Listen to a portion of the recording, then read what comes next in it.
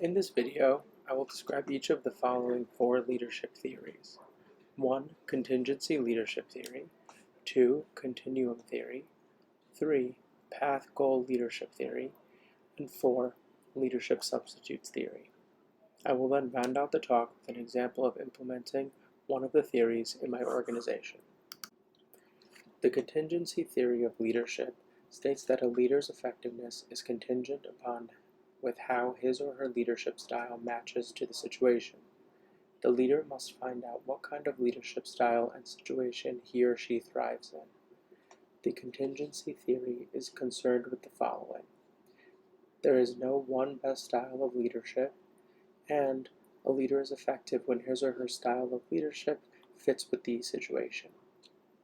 The contingency theory is not concerned with having a leader adapt to a situation. Rather, the goal is to match the leader's style with a compatible situation. To make best use of this theory, it is important to find out what style a leader has, which is done through a least preferred coworker scale, or LPC.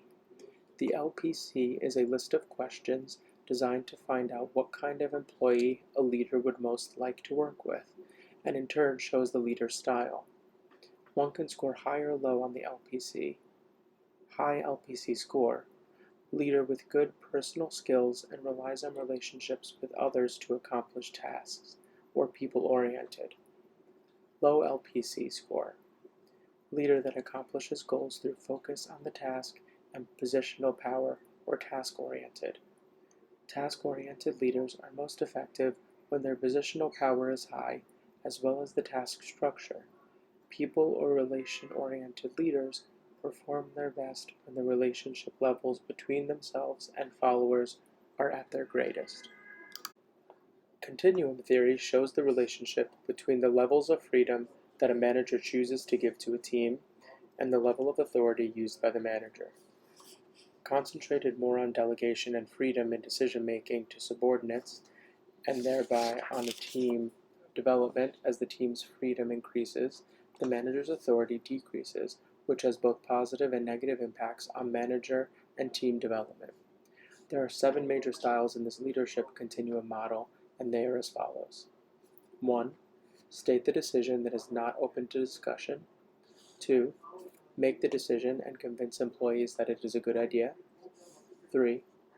Present decision and ask if there are any questions. 4. Present a decision that is subject to change based on input. 5. State the situation, ask for a recommended decision, then make the decision. 6. Let employees make a decision within set limits. 7. Let employees make ongoing decisions. A major criticism of this leadership theory is that the factors to consider in selecting a leadership style are very subjective. The theory does not clearly define which style to use and when. Path-goal leadership theory. Path-goal theory is about how leaders motivate their followers to accomplish goals.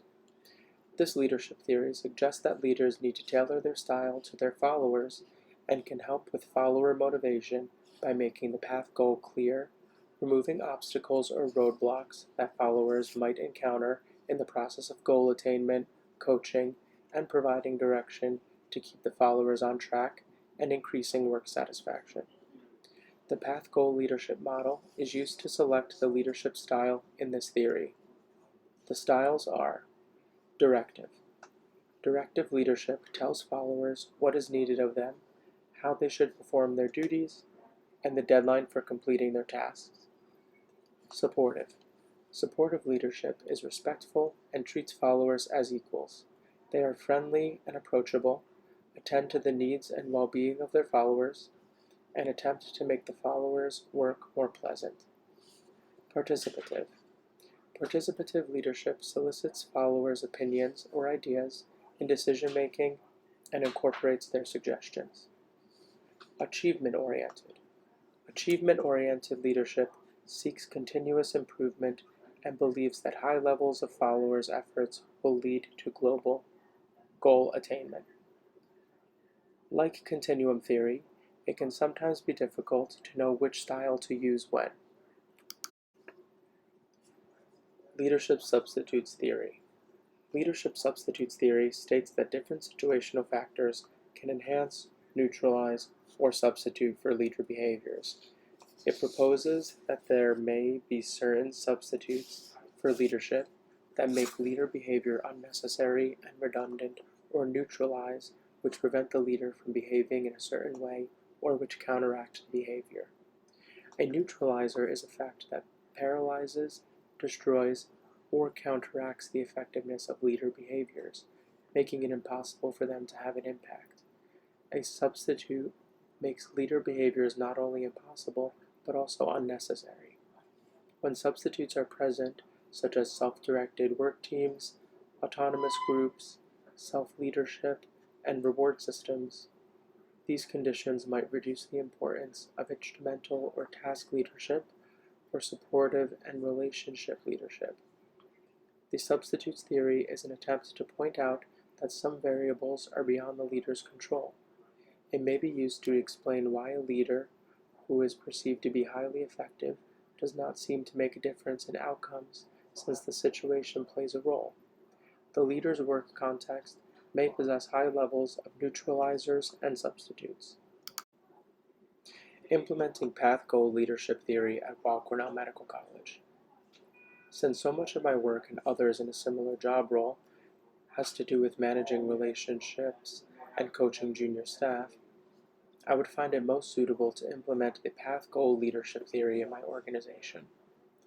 Realizing that it is sometimes difficult to choose a leadership style using this theory, I would most likely employ a mix between supportive and participative leadership in my current role as it pertains to mentoring new and junior faculty or interns.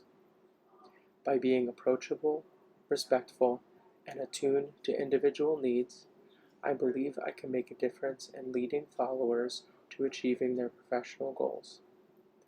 The participative approach I would take to leading individuals is through mindful listening skills and incorporating subordinates' opinions into the decision-making process, and more specifically, allowing for shared decision-making to increase a feeling of empowerment and collaboration among staff. Employing these styles in the path-goal leadership theory could make me a more effective mentor while keeping employee satisfaction and motivation high.